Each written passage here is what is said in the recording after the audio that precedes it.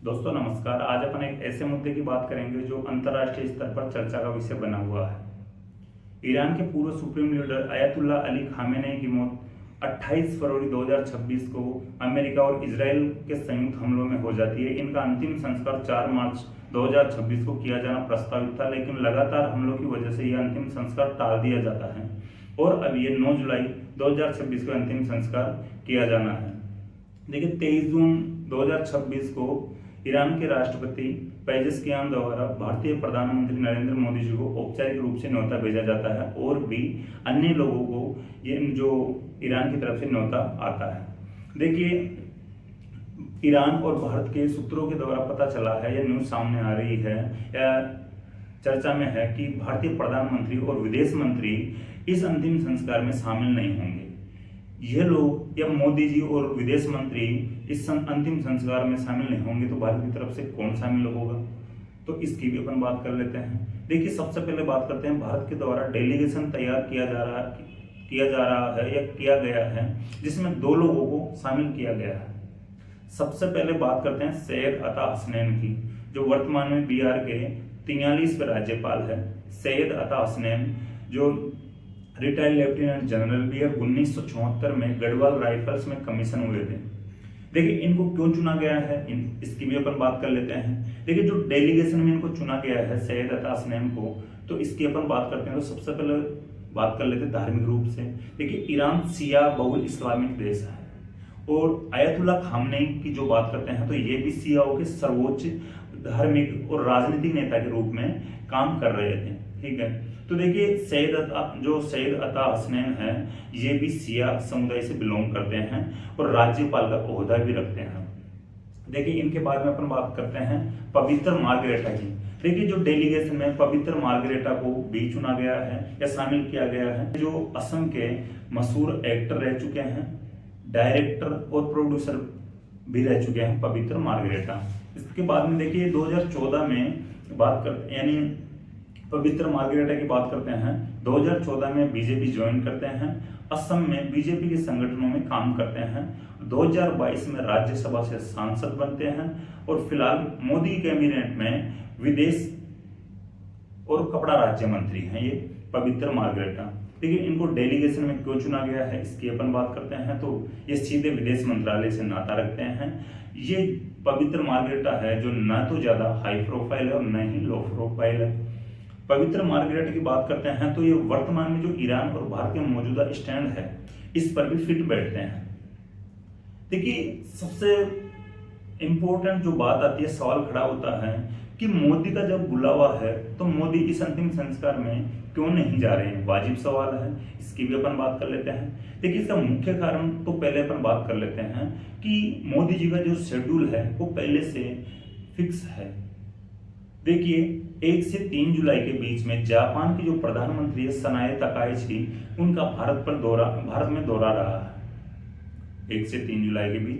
देखिए 4 जुलाई को मोदी जी राजस्थान के जोधपुर में पधारे हैं और 6 से 11 जुलाई तक मोदी जी की इंडोनेशिया, ऑस्ट्रेलिया और न्यूजीलैंड की यात्राएं पहले से निश्चित है या तय है। तो ये एक बिजी शेड्यूल है मोदी जी का, तो ये भी एक कारण हो सकता है या माना जा सकता है। और भी अपन बात करते हैं, जो एक्सपर्ट है इन मामलों, जो विदेश नीति के मामलों के जो एक्सपर्ट है उनकी भी बात कर लेते हैं, वो क्या कहते हैं।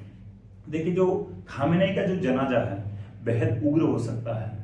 देखिए एक हमले में जो सुप्रीम लीडर की मौत हुई है, तो आप क्या मानते हो कि शांति से अंतिम संस्कार हो सकता है?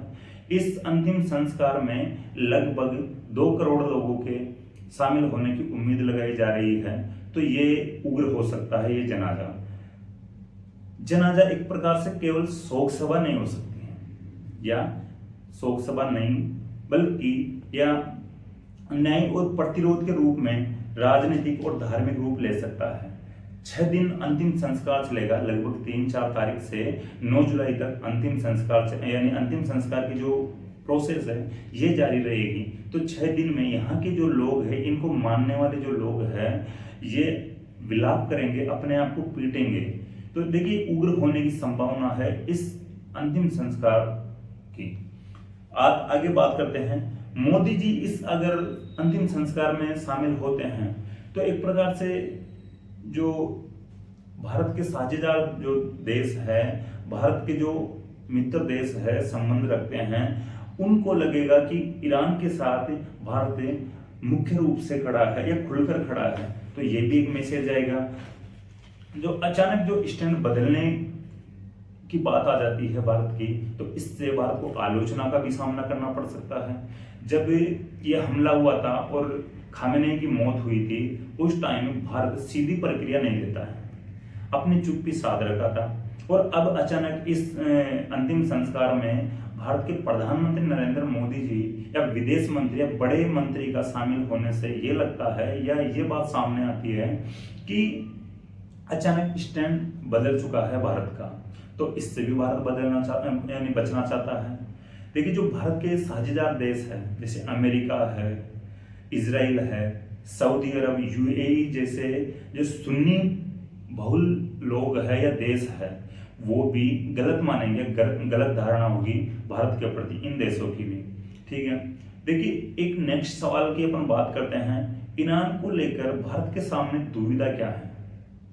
ईरान जाना भी चाहता है और नहीं भी जा रहे हैं, तो ये ऐसी क्या दुविधा है? तो जवाब में अगर अपन बात करते हैं तो ईरान से जुड़ा हर फैसला भारत के लिए 3 मोर्चों पर एक साथ संतुलन मांगता है।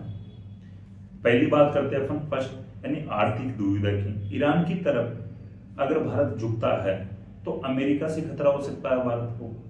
होर्मुज जो स्ट्रेट है ये आज भी ईरान के कब्जे में है।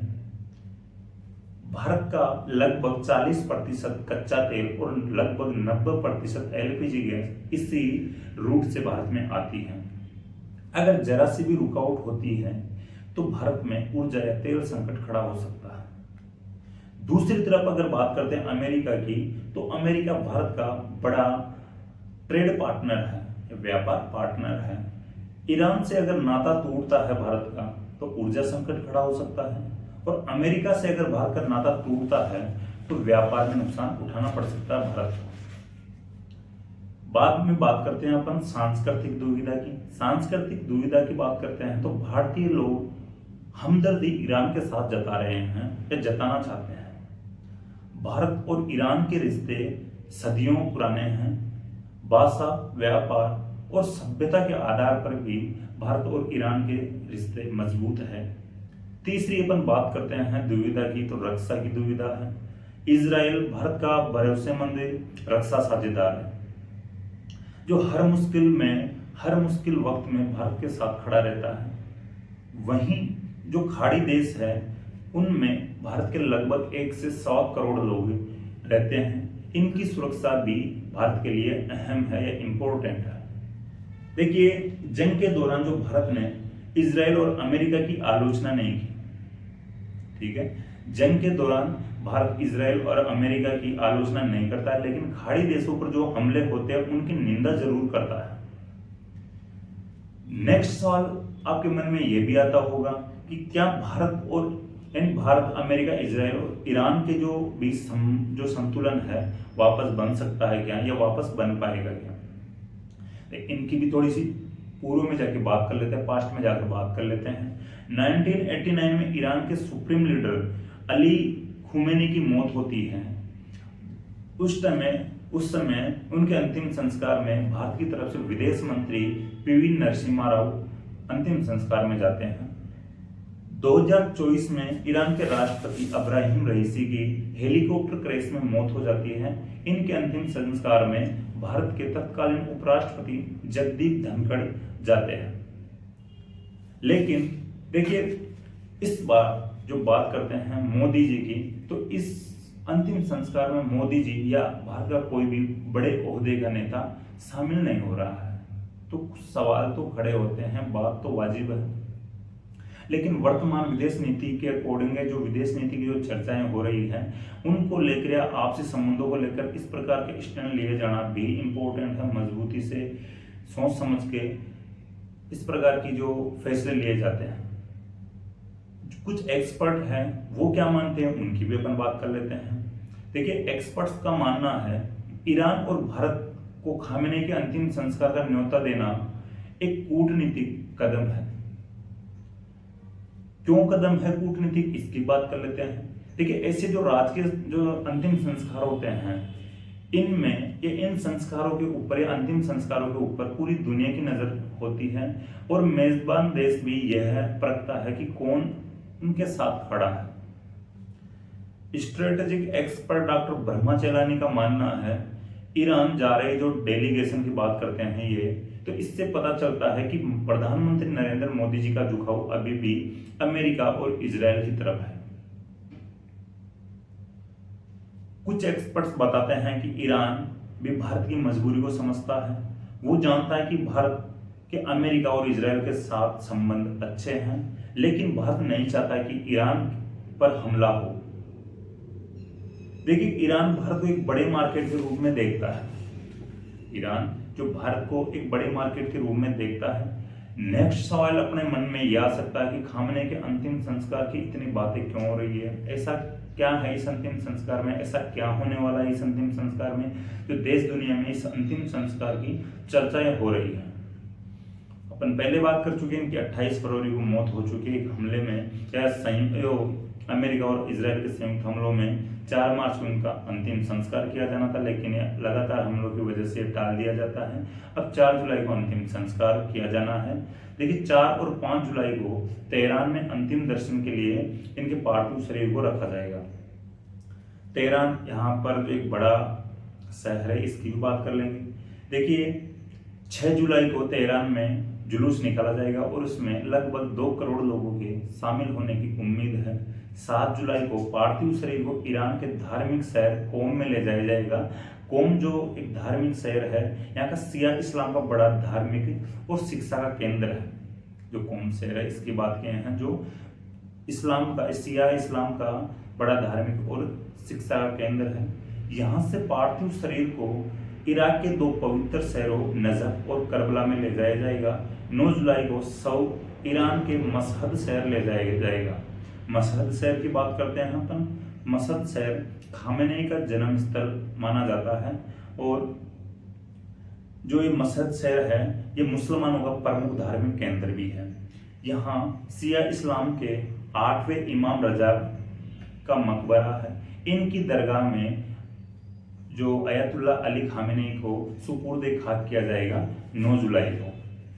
इनकी अंतिम इच्छा थी अयतुल्ला अली खामेनेई की कि मुझे सुपुर्द खाक किया जाए, इनकी कब्र या इनके मकबरे में किया जाए, कब्र के पास में सुपुर्द खाक किया जाए।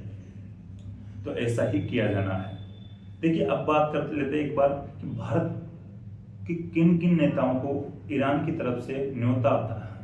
नरेंद्र मोदी जी को औपचारिक रूप से न्योता आता है। इनके साथ ही नितिन नवीन जो बीजेपी के राष्ट्रीय अध्यक्ष हैं, इनको भी न्योता आता है।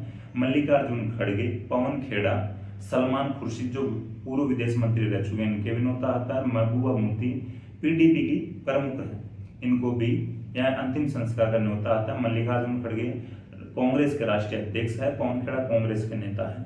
देखिए, एक आधिकारिक न्यूज तो नहीं है, लेकिन सूत्रों के अकॉर्डिंग बात सामने आती है कि अयतुल्ला अली खामनेई के जो बेटे हैं मुजतबा खामनेई, ये इनके पिता के अंतिम संस्कार में शामिल नहीं होंगे। कि क्यों नहीं होंगे, तो ऐसा बताया जा रहा है कि इतनी भीड़ होगी और इजराइल के द्वारा वापस हमला किया जा सकता है, तो सुरक्षा कारणों की वजह से इनके बेटे मुजतबा खामनेई इस अंतिम संस्कार में शामिल नहीं होंगे।